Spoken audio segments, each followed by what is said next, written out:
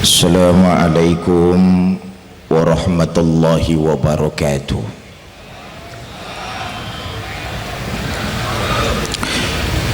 Alhamdulillahi wa kafa, wassalatu wassalamu ala sayyidina Muhammadinil Mustafa wa ala alihi wa sahbihi ahli sidqi wal wafa, amma ba'du.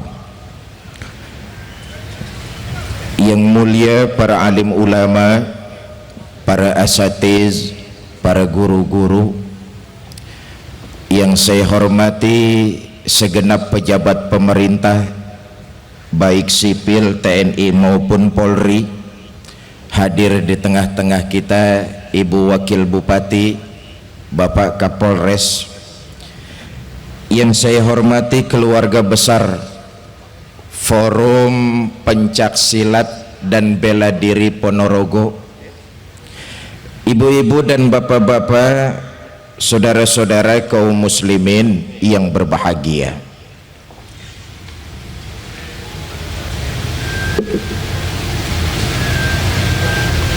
Matur suwun.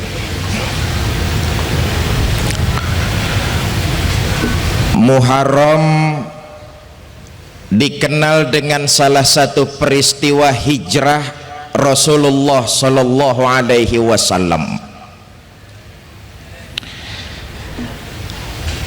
Hijrah mungkin cuma satu kali yang jadi peristiwa sejarah,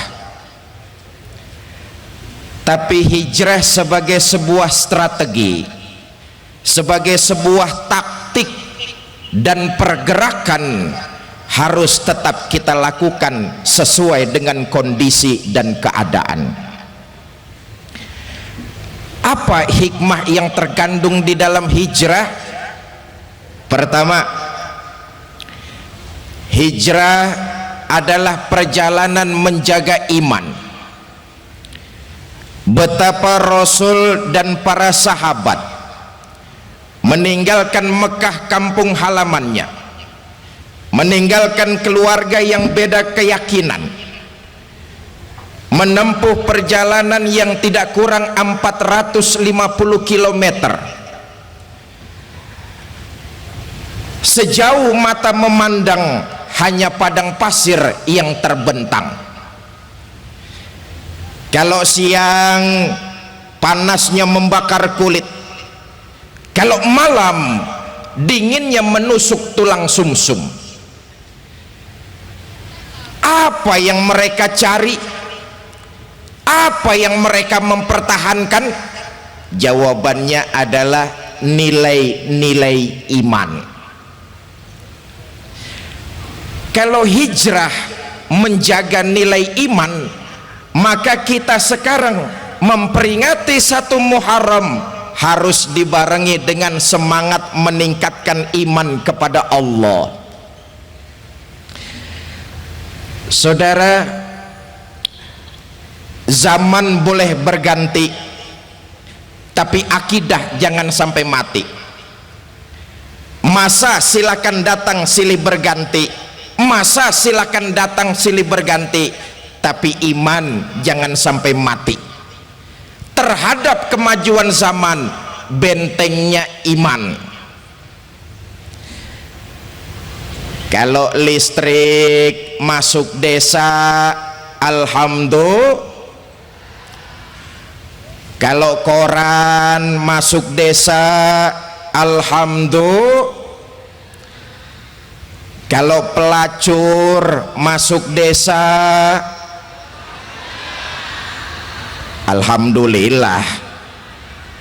Itu yang jawab alhamdulillah pasti langganan itu.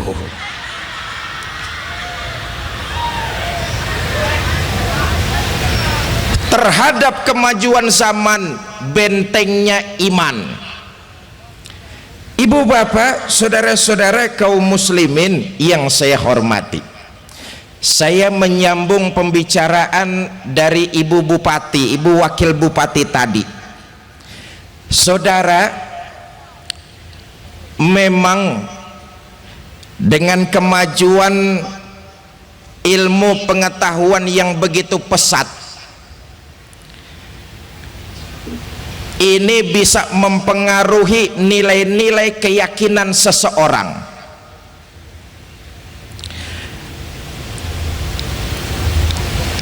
Dan untuk menghancurkan Islam di Ponorogo, sekarang ini orang nggak perlu repot-repot nutup masjid, nyegel pesantren, melarang majelis taklim, nggak perlu. Cara yang paling efektif untuk menghancurkan Islam di Ponorogo, racuni generasi muda Islamnya. Kalau generasi muda Islamnya sudah diracuni, maka tinggal tunggu pergantian generasi. Siapa generasi muda Islam? Anak-anak kita, mereka 20-30 tahun yang akan datang, yang menggantikan posisi kita. Bagaimana cara meracuni generasi muda Islam? Pertama, tanamkan kepada generasi muda Islam untuk punya sifat malu beragama. Ditanamkan sifat malu beragama. Sekolah di pesantren malu, masuk madrasah malu, belajar baca Quran malu, pakai jilbab malu, bapaknya kasih nama bagus bener Ibrahim, lantaran pengen ngetop namanya dipotong jadi Bram. Itu kan cuma sekedar nama, Pak. Iya, mula-mulanya memang nama. Dari nama pindah ke pergaulan, dari pergaulan pindah ke pakaian, dari pakaian yang kita khawatir pindah akidah, tidak ketahuan. Nauzubillah min. Mula-mula memang nama. Dulu waktu namanya Ibrahim, berteman dia dengan Hasan, Soleh, Mahmud, Farhat, nggak pakai Abbas. Begitu namanya udah ganti jadi Bram, masa Bram bertemannya dengan Soleh, nggak nyetel. Bram itu temannya Blacky. Mula-mula nama, dari nama pindah ke pergaulan, dari pergaulan pindah ke pakaian, menanamkan rasa malu untuk beragama. Apalagi sambutan Pak Ibu Wakil Bupati, kita nih orang Ponorogo budayanya begitu besar, budaya kita begitu kaya di Ponorogo ini. Ditanamkan generasi muda Islam sifat malu untuk beragama. Apalagi saya nyambung sambutan tadi Pak Kapolda Jawa Timur yang mewakili tentang maraknya narkoba di daerah Jawa Timur umumnya. Sekarang ini Pak Bu, seolah-olah anak-anak muda Islam didoktrin, pemuda-pemuda muslim, kalau kamu mau dianggap sebagai pemuda modern, nggak usah dekat-dekat masjid. Masjid urusan aki-aki, baca maulid barzanji kuno, pengajian ketinggalan zaman. Kalau kalian mau dianggap sebagai pemuda modern, akrablah dengan minuman keras. Makin kamu mabok, makin dianggap sebagai pemuda modern. Nauzubillah min. Maka malam ini saya ingin titip pesan kepada adik-adik saya, para pemuda, para pelajar muslim Kabupaten Ponorogo, para pemuda muslim Ponorogo, saya titip pesan. Para pemuda,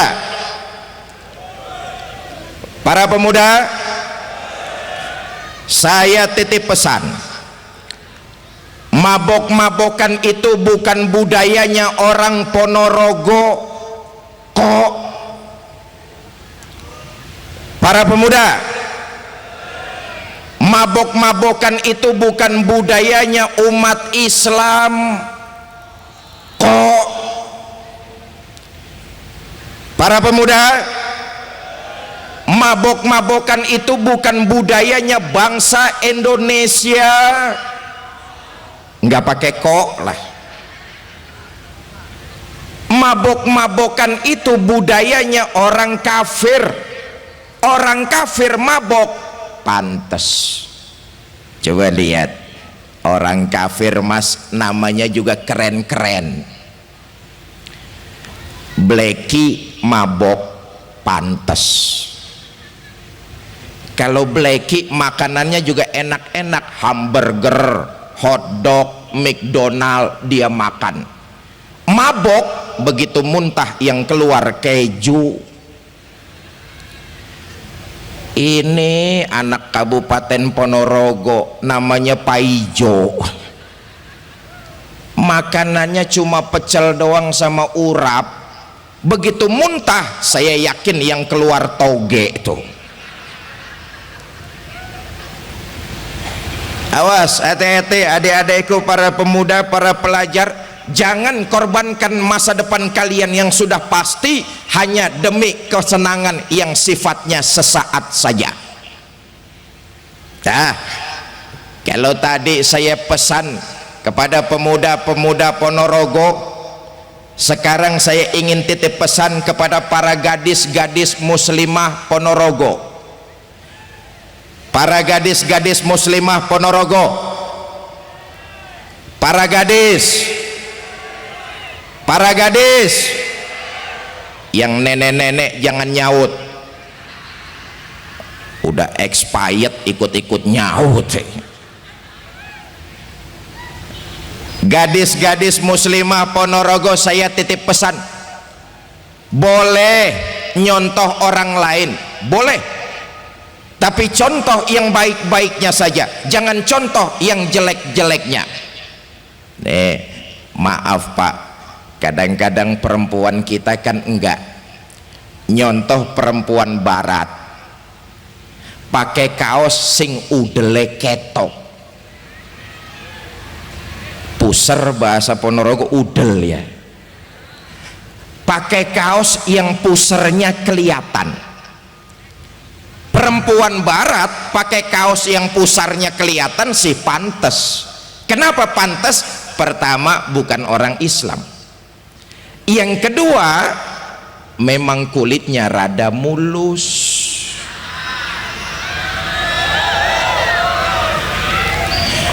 Nek wedok Ponorogo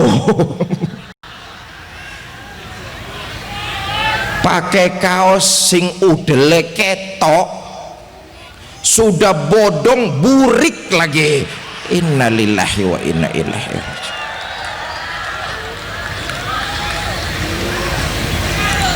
Ibu bapak, saudara-saudara kaum muslimin yang saya hormati, nah, hikmah memperingati 1 Muharram, pertama, tingkatkan nilai iman kita kepada Allah sambil memperbanyak ibadah. Saudara, selama berdiri di atas kebenaran, jangan takut salah untuk berbuat. Salah karena berbuat masih lebih baik daripada saudara tidak pernah salah karena tidak pernah berbuat. Saya ulangi kalimat ini. Selama berdiri di atas kebenaran, jangan takut berbuat salah. Salah karena berbuat masih lebih baik daripada saudara tidak pernah salah karena tidak pernah berbuat. Saya dong baca Al-Quran nggak pernah salah. Bacanya kapan? Nggak pernah.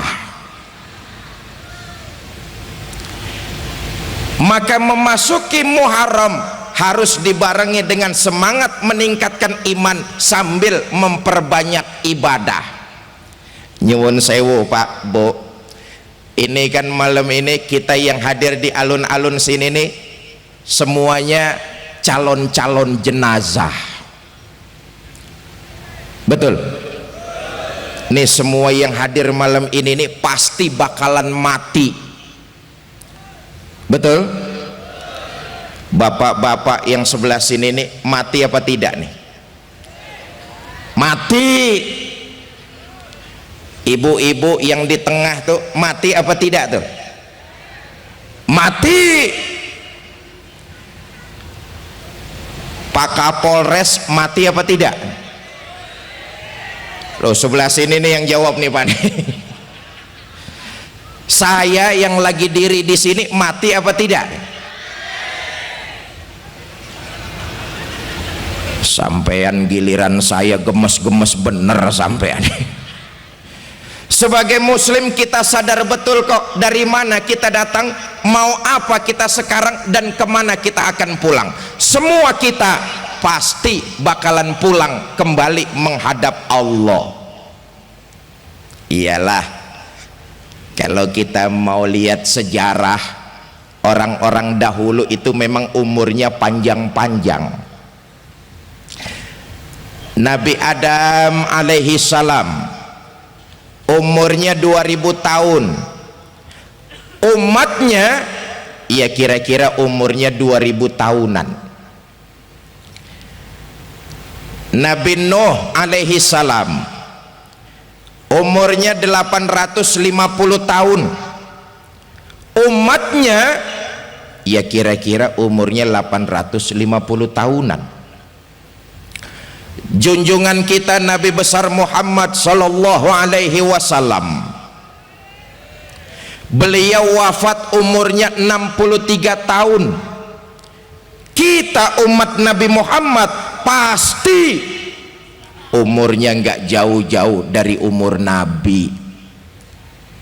Makanya yang malam ini umurnya 62 tahun 11 bulan. Akeh-akeh mangan sing enak. Ibu bapak, saudara-saudara kaum muslimin yang saya hormati. Loh, kalau kita semua yakin kita bakalan mati, hidup ini apa yang mau kita sombongkan? Betul? Hidup ini apa yang mau kita sombongkan? Kita ngerasa kita kaya, memangnya kita punya apa sih? Kita merasa kita berkuasa, memangnya berapa lama jabatan kita sih? Kita merasa kita pintar, memangnya kita tahu apa? Terusin aja sendirilah. Sebagai manusia kita sadar betul semua kita akan kembali menghadap Allah. Mumpung saat itu belum datang, hidup memperbanyak ibadah kepada Allah. Nah, atas dasar itulah malam ini Ikatan Forum Keluarga Besar Pencak Silat dan Bela Diri Seponorogo berikrar untuk ikut menjaga keamanan bersama, dan ini merupakan ibadah, mudah-mudahan dilipat gandakan pahalanya di sisi Allah Subhanahu wa ta'ala. Saudara, oleh karena itu dengan momentum Muharram, mari kita sama-sama tingkatkan iman, tanamkan nilai-nilai iman kepada anak-anak kita mulai sedini mungkin. Tentu sebagai orang tua kita ingin punya anak yang soleh dan solehah. Betul? Saudara kalau ditanya mending pilih mana, punya anak pintar tapi tidak benar, atau benar tapi tidak pintar? Idealnya pintar juga benar. Untuk pintar jawabannya ilmu pengetahuan, untuk benar jawabannya nilai-nilai iman kepada Allah Subhanahu wa ta'ala. Tapi kan di masyarakat kita, masyarakat lebih bisa menerima orang yang benar walaupun rada sedikit pintar. Sebagai rakyat misalnya, kita sudah capek dibohong-bohongi oleh orang yang katanya pintar tapi sayang tidak benar. Apa buktinya? Disuruh ngurusin hutan malah rame-rame jadi orang hutan, disuruh ngurusin laut malah jadi bajak laut, disuruh ngurusin beras malah nimbun beras. Yang celaka disuruh ngurus hukum malah bikin hukum seperti pisau, tajam ke bawah tapi tumpul ke atas. Kalau rakyat miskin yang salah, hukum cepat-cepat ditegakkan. Tapi kalau yang kuasa dan berkaya salah, hukum sering pura-pura tidak tahu.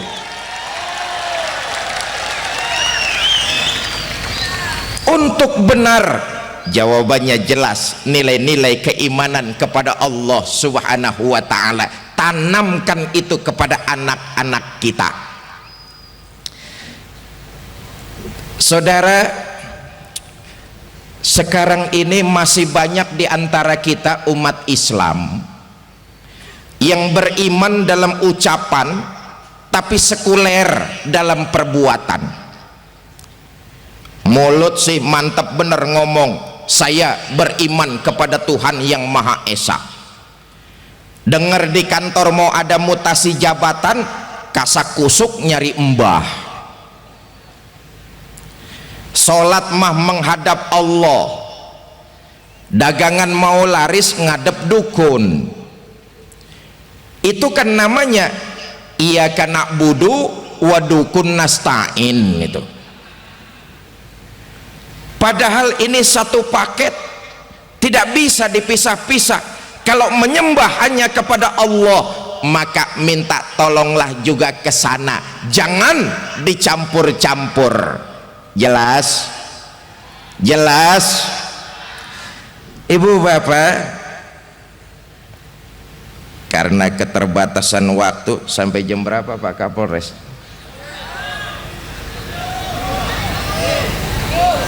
Sampai 12:30. Sampean ngundang apa ngontrak sampean? Ibu bapak, saudara-saudara kaum muslimin yang saya hormati, saya ingin menyampaikan satu riwayat.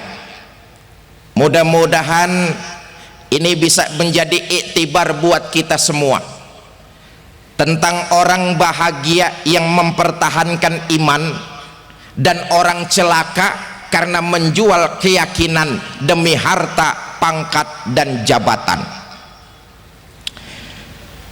Di zaman Umar bin Abdul Aziz jadi khalifah, dalam salah satu pertempuran tentara muslim kalah perang. Karena kalah, banyak tentara-tentara muslim yang jadi tawanan perang. Nah, di antara tawanan-tawanan itu ada 3 orang ofisir setingkat komandan yang ikut jadi tawanan perang. Terhadap tawanan tentara muslim ini, raja kafir musyawarah dengan penasehatnya. Penasehat, ini yang enak tentara-tentara muslim ini kita apain? Kita bunuh saja biar urusan selesai. Soal bunuh sih terserah tuan raja saja. Cuma saya pikir-pikir, kenapa tidak kita bujuk rayu saja mereka? Kasih harta yang banyak jabatan yang tinggi, pangkat yang luas, supaya mereka mau meninggalkan Islam agamanya, pindah masuk ke dalam agama kita. Waduh, cara kamu bagus bener, cuma bagaimana caranya? Gampang Tuan Raja. Adili tentara-tentara muslim ini di pengadilan terbuka. Kalau disaksikan orang banyak, kita harapkan mentalnya jatuh. Dengan begitu dia mau menjual akidahnya, ikut masuk ke dalam agama kita. Baik, besok kita bikin pengadilan terbuka. Besok digelar pengadilan, dipimpin langsung oleh raja kafir. Mula-mula yang disidang itu 3 orang opsir setingkat komandan. Dipanggil opsir pertama. Opsir pertama, saya Tuan Raja. Kamu tahu sekarang kamu siapa?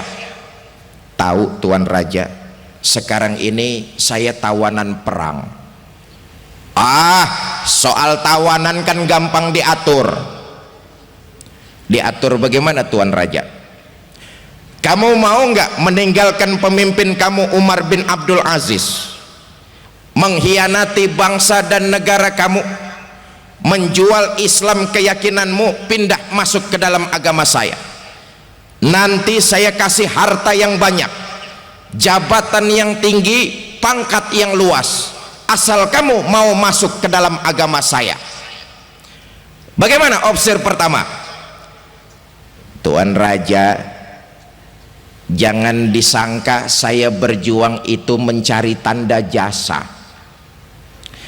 Saya berjuang li'i'la'i kalimatillah, hanya mencari ridho Allah. Tuan Raja boleh beli badan saya, tapi jangan mimpi bisa menguasai keyakinan saya. Lebih baik saya mati berkalang tanah daripada hidup bercermin bangkai. Lebih baik hidup miskin mempertahankan akidah daripada hidup mewah menjual keyakinan. Jadi kamu nggak mau pindah agama? Nggak mau Tuan Raja. Baik, Algojo bunuh. Dipentang opsir pertama ini, dipancung lehernya, putus leher itu, terpisah kepala dengan badan, jatuh kepala itu ke bawah, ngelinding, muter kayak orang tawaf sambil ngaji. Sudah terpisah kepala dengan badan, jatuh kepala itu ke bawah, ngelinding, muter kayak orang tawaf sambil ngaji. Raja kafir bingung, minggir, minggir, ada endas gelundung ngaji. Ayatnya yang dibaca, ya ayyatuhan nafsul mutmainnah irji'i ila rabbiki radiyatan mardiyah. Wahai jiwa yang tenang, kembalilah engkau kepada Tuhanmu dengan ridho dan diridhoi. Masuklah ke dalam golonganku, masuklah ke dalam sorgaku. Di penghujung ayat, mata terpejam rapat, bibir tersenyum, mati syahid menghadap Allah Subhanahu wa ta'ala. Setelah itu dipanggil opsir kedua. Opsir kedua, saya Tuan Raja. Sudah lihat teman kamu yang pertama? Sudah Tuan Raja. Kamu bagaimana? Mau hidup atau mau mati? Kalau mau hidup, nanti saya kasih harta yang banyak, jabatan yang tinggi, pangkat yang luas, asal kamu jual Islam agamamu, pindah masuk ke dalam agama saya. Bagaimana opsir pertama? Bagaimana opsir kedua? Sudah Tuan Raja. Sudah apanya? Sudah ojo keakehan cangkem. Maksud kamu? Saya sudah tidak sabar ingin nyusul teman saya yang pertama tadi itu. Sekarang ini saya tidak sanggup membayangkan betapa bahagianya teman saya, sudah disambut dengan para bidadari, hidup di bawah ridho dan naungan dari Allah. Sudahlah Tuan Raja, potong saja leher saya. Baik, Algojo bunuh. Dipandang lagi opsir kedua ini, dipancung lehernya, putus leher itu, terpisah kepala dengan badan, jatuh kepala itu ke bawah, ngelinding, muter lagi kayak orang tawaf sambil ngaji.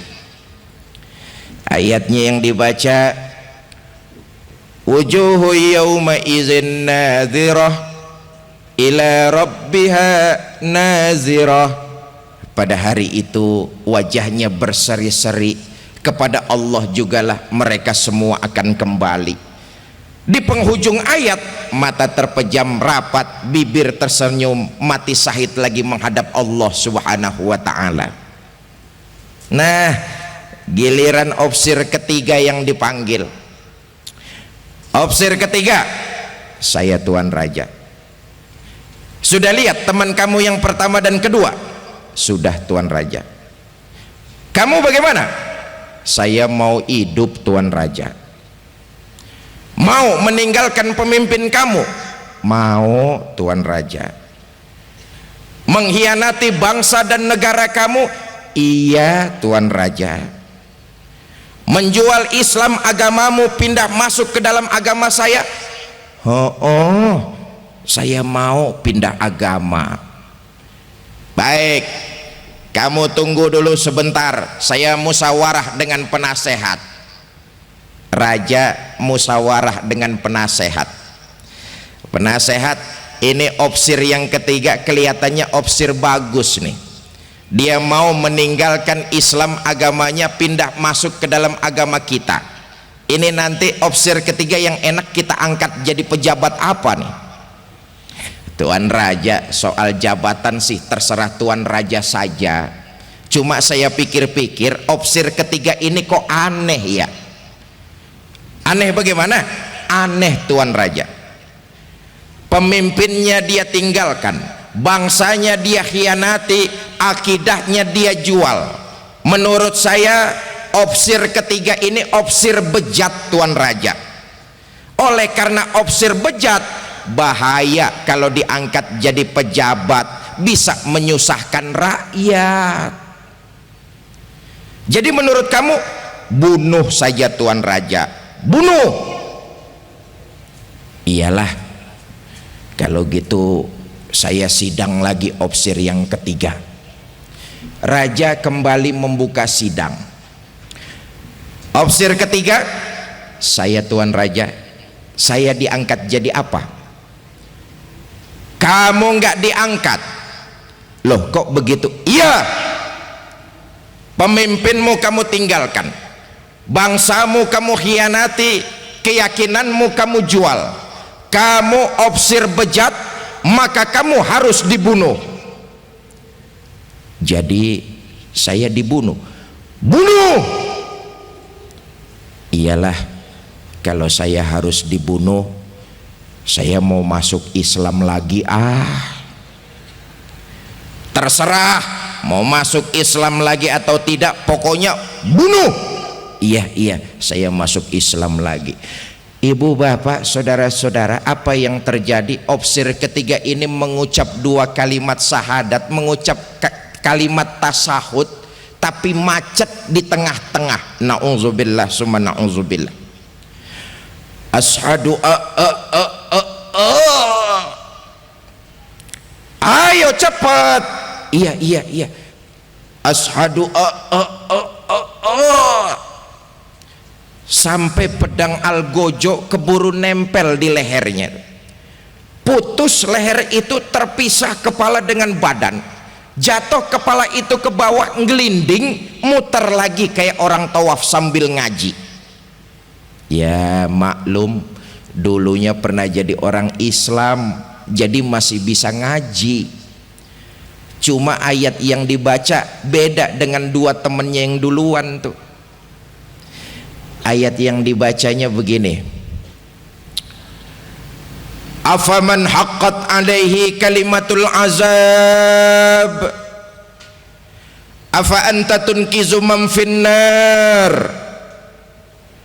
Apakah orang-orang yang memang sudah mendapat vonis azab dari Allah, bisakah kalian selamatkan?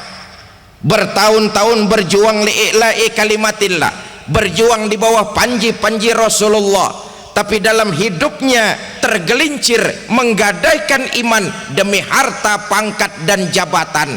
Ajal datang menjemput, mati dalam kondisi su'ul khatimah. Na'udzubillah min.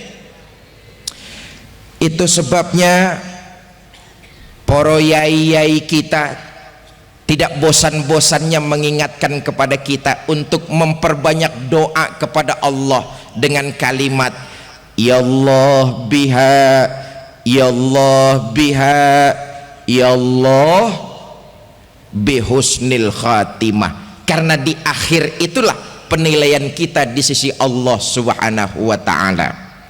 Satu, memperingati Muharram harus dibarengi dengan semangat meningkatkan iman. Yang kedua, hikmah dari peristiwa hijrah adalah meningkatkan persatuan, kerukunan, kekompakan di antara kita. Ayo kita lihat sejarah. Saudara, orang Mekah yang hijrah ke Madinah itu disebut muhajirin. Orang Madinah yang menerima orang Mekah itu disebut kaum Ansor. Mereka dipersaudarakan oleh Nabi. Ikatan akidah jauh lebih mulia dan lebih agung daripada ikatan darah. Maka meningkat memperingati satu Muharram, hikmah yang terkandung dalam peristiwa hijrah meningkatkan persaudaraan di antara kita. Spanduk yang tadi disampaikan dipampang oleh Persatuan Pencak Silat dan Bela Diri, kita semua adalah saudara. Ibu bapak, saudara-saudara yang saya hormati, apalagi kita ini umat Islam adalah keluarga besar. Antara yang satu dengan yang lain harus saling menopang, harus saling membantu dan menguatkan. Kita ini muslim, yang satu dengan yang lain ibarat keluarga besar.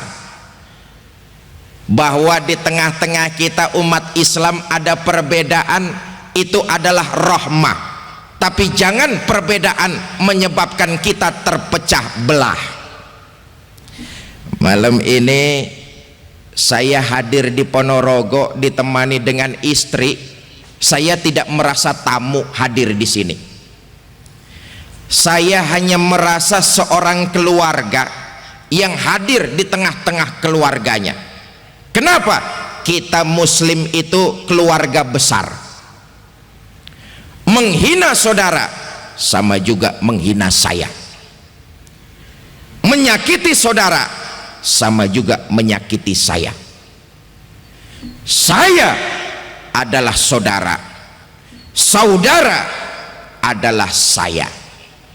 Di hatiku ada kamu.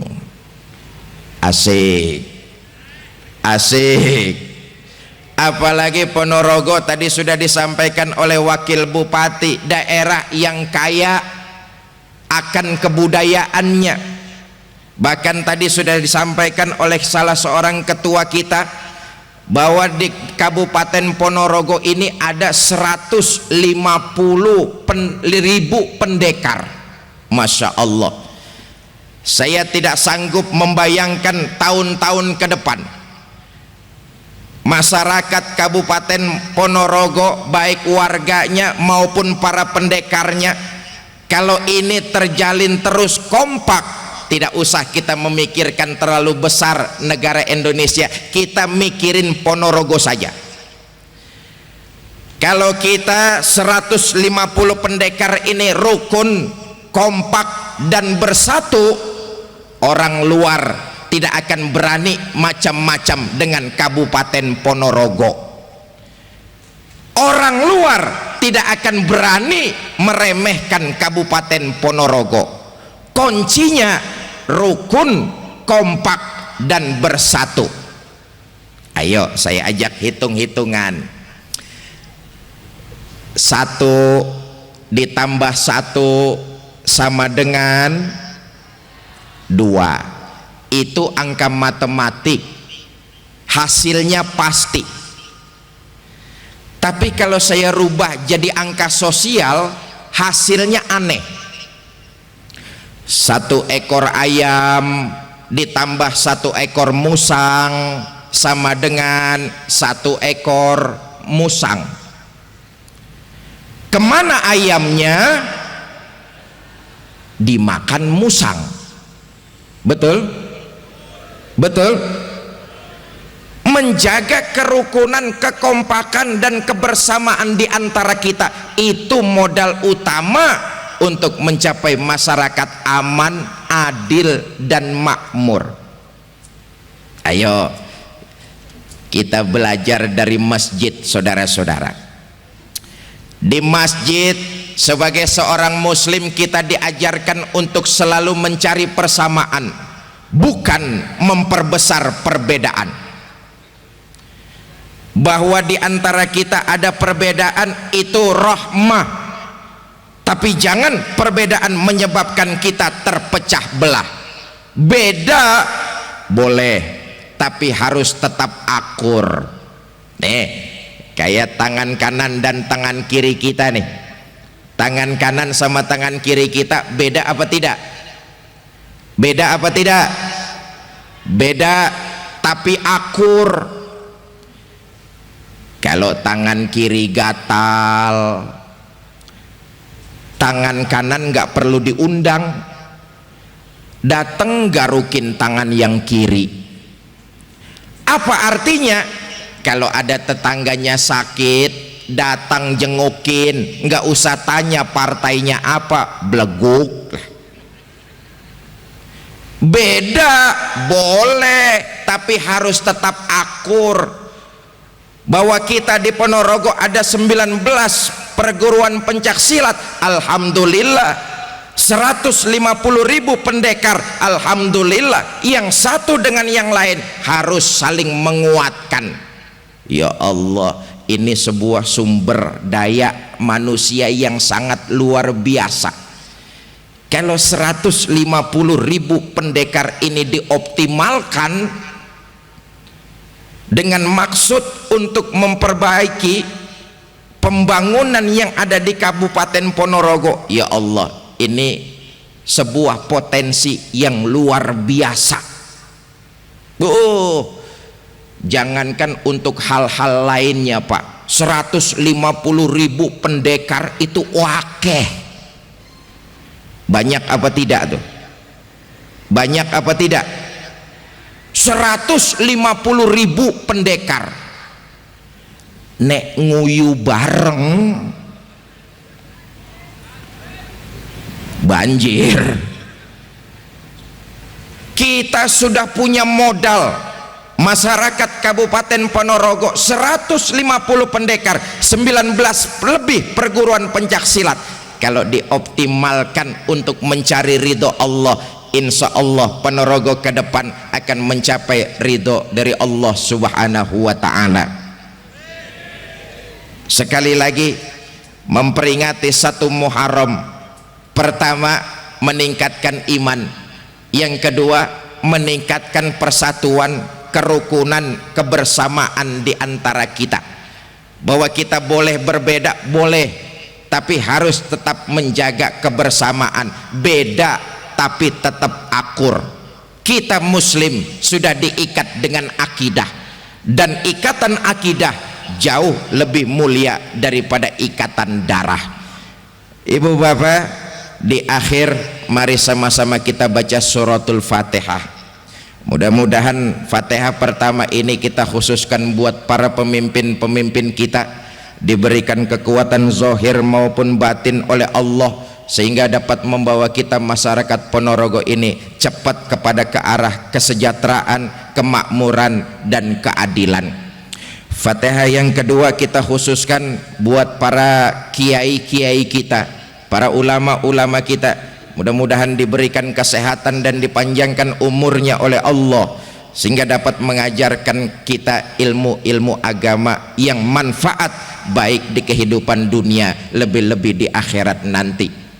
Fatihah yang ketiga kita khususkan buat diri kita semua. Mudah-mudahan rumah tangga kita dijadikan rumah tangga yang sakinah, mawadah dan rahmah, dikaruniakan kita keturunan yang soleh dan solehah, dan yang paling penting diwafatkan kita dalam kondisi husnul khatimah. Ala hazihi niyah wa ala kulli niyatin salihah wa ila hadratin Nabi Mustafa Rasulillah sallallahu alaihi wasallam.